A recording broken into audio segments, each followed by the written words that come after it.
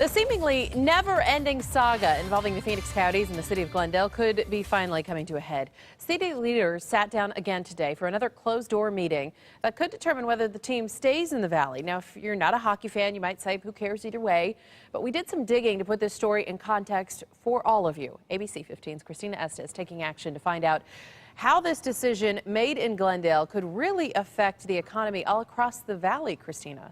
Well, an economic impact study commissioned by the city of Glendale finds that the annual economic impact of that arena is 750 jobs across the valley and 20 million in wages.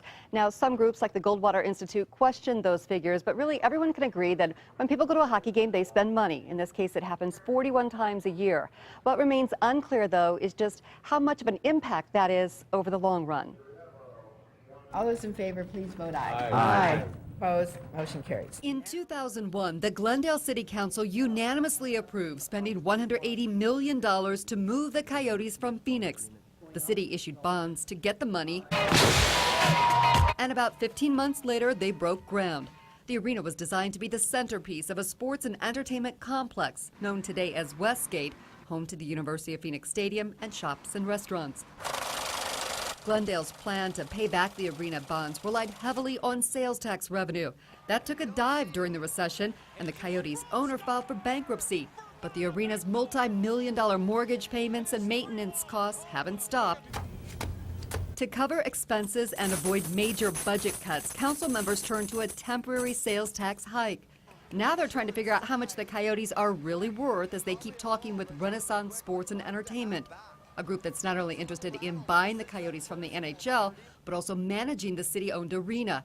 Glendale has budgeted $6 million a year to pay a management fee, but Renaissance has reportedly said they want more. And no one is saying exactly how much more because they are still negotiating.